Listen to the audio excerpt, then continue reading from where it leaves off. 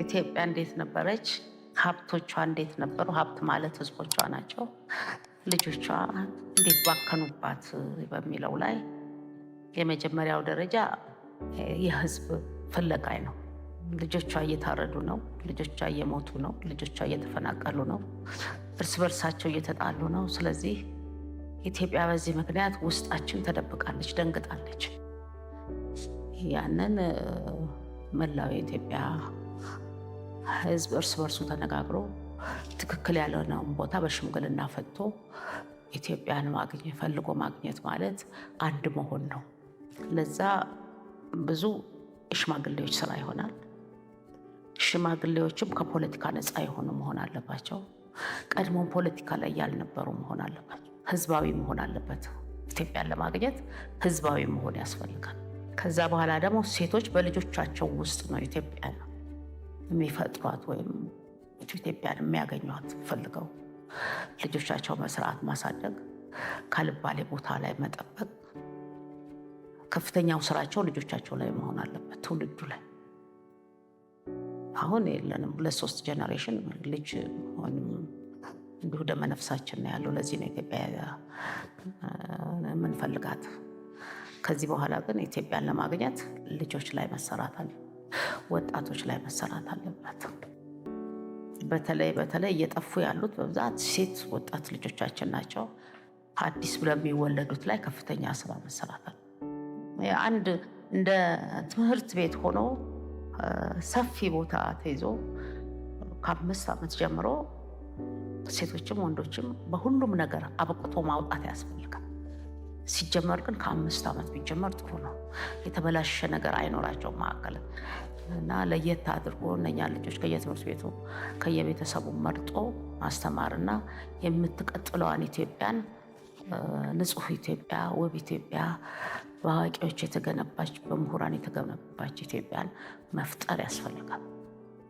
አለበለዚያ ግን በዚህ ሁኔታ ኢትዮጵያን ፈልጎ ማግኘት የሚከብድ ይመስለኛል። አፋልጉኝ ለዚህ ነው ከልጆችም እንደመጀመሩ በብዛት ድሮ አንድ ላይ በልተህ አንድ ላይ ኖረህ ነው።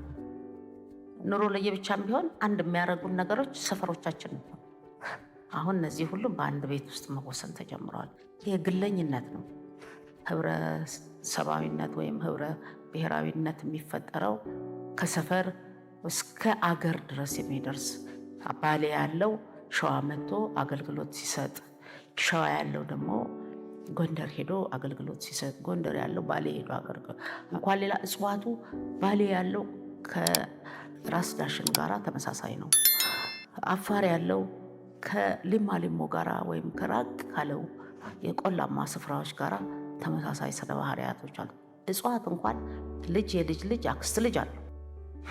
ልክ እነዛ ህብረ ዋህድ መሆን አለበት ውስጡ እና ኢትዮጵያ ፈልገን ለማግኘት ብዙ ጊዜ አይፈጅም።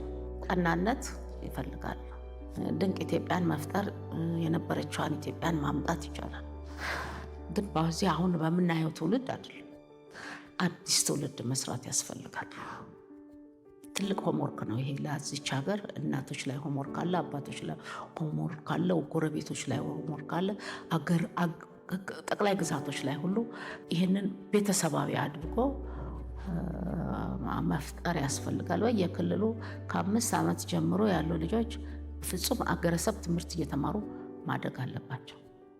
የአገረሰብ ትምህርቱ በሚኒስተር መካተት አለበት። ኢትዮጵያን የምናገኛት እዛ ውስጥ ነው። አሁን ባዶ ነን። እኔ ያለፈው መንግስት ላይ ብቻ አይደለም መፈርድ፣ ምሁር ነን የሚሉትም ላይ፣ እናት አባት ላይ።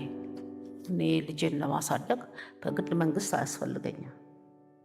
ቤተሰቤን ለመምራት መንግስት አያስፈልግም። ያው የቤተሰብ ስርዓት አለ።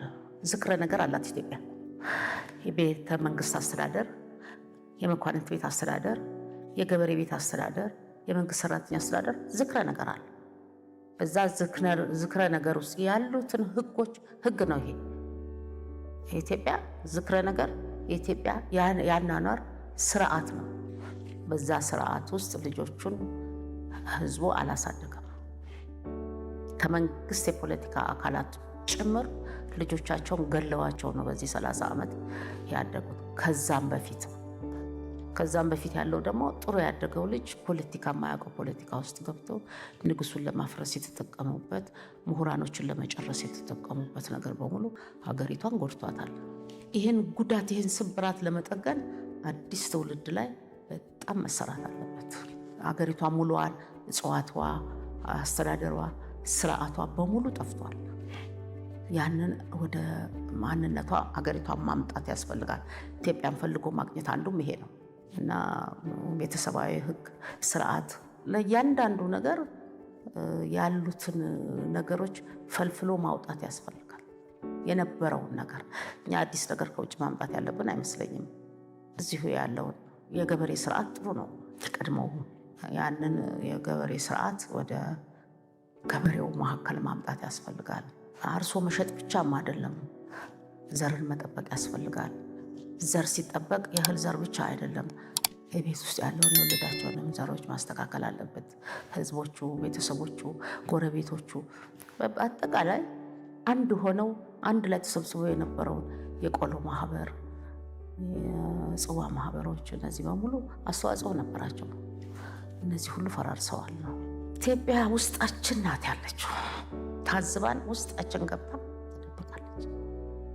ማንም ሰው ኢትዮጵያዊነቱን አይጠላውም፣ ያፈቅረዋል፣ ይወደዋል፣ ግን አይፈጽም። ያችን ውስጥ ያለች ኢትዮጵያን በቃ ኢትዮጵያ ብሎ ከልቡ ምላሱ ላይ ሳይሆን ከልቡ አውጥቶ ኢትዮጵያ የምትፈልጋቸውን የኢትዮጵያ ስርዓት የሚፈልገውን ሁሉም አሟልቶ መገኘት አለበት። ያንን የሚያሟላው በልጆቹ ነው። ባል በሚስቱ በልጆቹ ላይ ያሟላል። ሚስት በልጆቿ ላይ በባሏ ላይ ታሟላለች። እና ኢትዮጵያን በቤተሰባዊነት ውስጥ ነች አለችው፣ ሁላችን ውስጥ አለች። እችን ኢትዮጵያ እንዴት አርገን ይቅርታ ጠይቀን አንድ ሆነን እናስደስታታለን?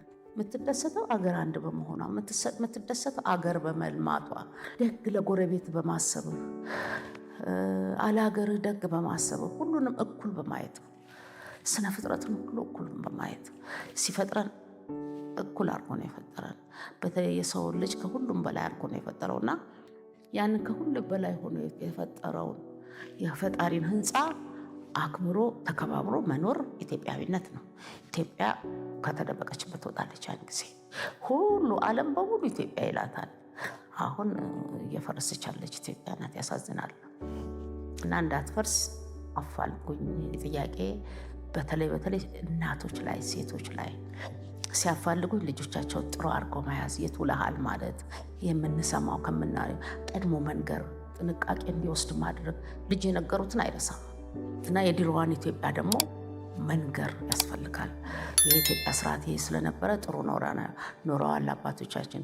እኛ ይሄን ስርዓት ስላፈረስ ነው ስህተት የፈጸም ነው እና እናንተ ደግሞ ወደ ነበረችው ገንቡ ብሎ ለልጆቹ ማሳወቅ፣ በትምህርት ቤት ማስተማር፣ በሰፈር ማህበር ለልጆችንም ጨምሮ ማዋራት ማሳወቅ ነው።